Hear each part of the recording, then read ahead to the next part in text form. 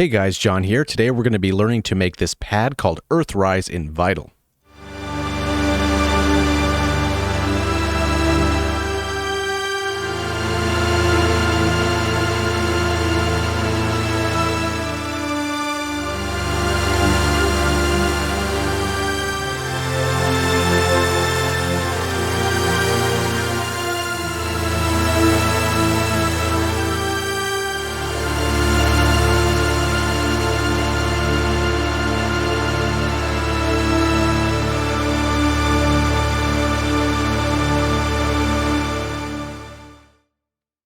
Alright, so let's get into it. First things first, let's turn off our effects here and let's talk about the oscillators. So for this one, as you can see, I'm using all four. So the first three and the sampler. So the first one is going to be down one octave, minus 12 semitones.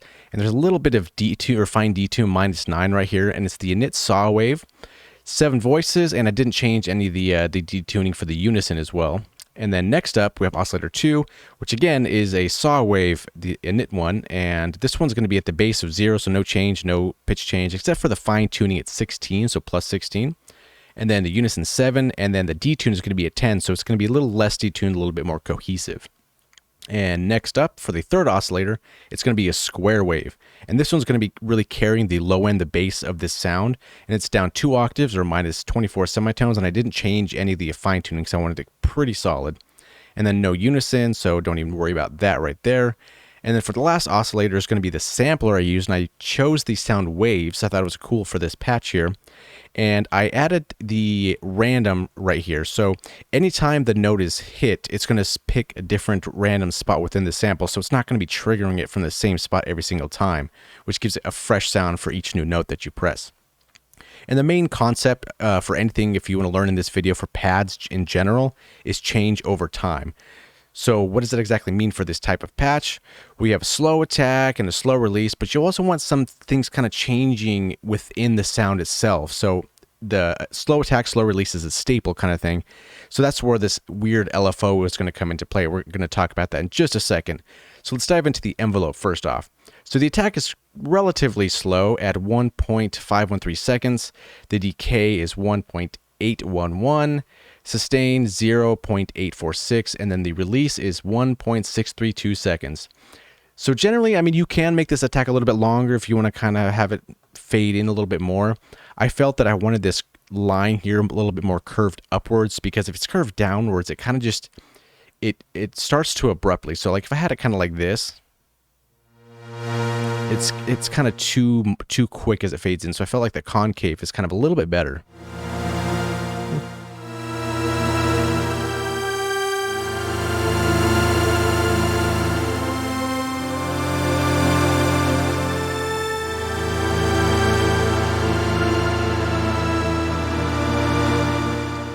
And that's with no effects on as well, so it still sounds pretty decent. And that's kind of a thing I like to think about first. I want the sound to sound good before the effects, because then once you have the effects on them later, then it's going to make it a whole new level of that patch. So that's pretty much it for this envelope. I didn't use any of the other two, so don't worry about those. Now here's kind of where some interesting stuff comes along. So this LFO, I have slow changes here. It's nothing really too abrupt, but here towards the end, it's a little bit higher. And this is measured in time here, so you can see 27.24 seconds. So from the start of this LFO to the very end, it's going to take 27.24 seconds to complete that cycle. And I also put it on sync because I don't want it on trigger. I want it to just be free running the whole time. So as you can see, regardless if I hit a note, this LFO is still going to be running at the same speed, because I don't want it to restart the LFO every single time I hit a note, because then it'd sound too robotic, not fake, not natural. So that's why that's on sync. Now this LFO is modulating two things, as you can see by these two things here. So the first one, it's modulating the first filter right here. And coming into this filter is oscillator 1, 2, and the sampler. So this, and this here. And I have analog 12 dB, and you can kind of see how slow this actually really moves.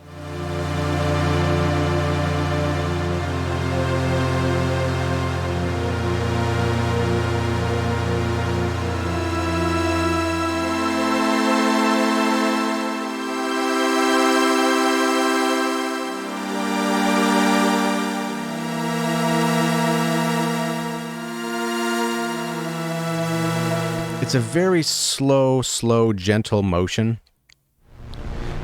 But it's that kind of thing where it's just a little bit, it goes a long way.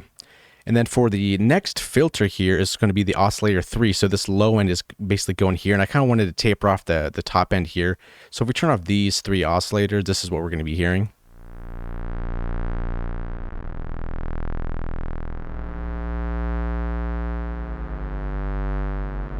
And that's underneath almost the whole patch, and that's just going to that specific filter right here, filter 2. So now what is this LFO1 modulating besides from the filter cutoff? Well, that's going into the chorus right over here. So let's dive into our effects. So the first thing we have is our chorus, 16 voices, 4/1 frequency. And then I automated the mix here. So it basically starts almost as if there's no mix, and it kind of, through this whole 27 seconds, this small little changes, is this automating the mix knob of that chorus.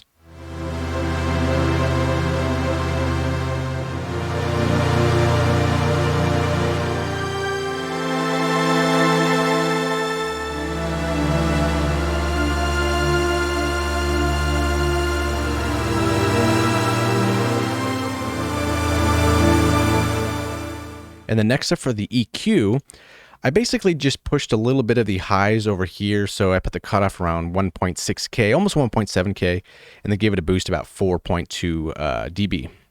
And the difference sounds like this.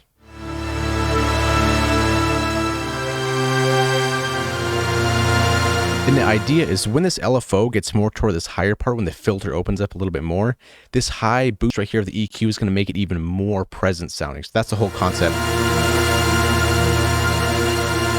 And then it should dull out a little bit. So it's that little subtle characteristic, that motion over time. So generally this like 4 dB push does change it down here, but once it gets up here, you can really notice the difference of that. And then I added a little bit of reverb to that. As you can tell, the mix is barely up here.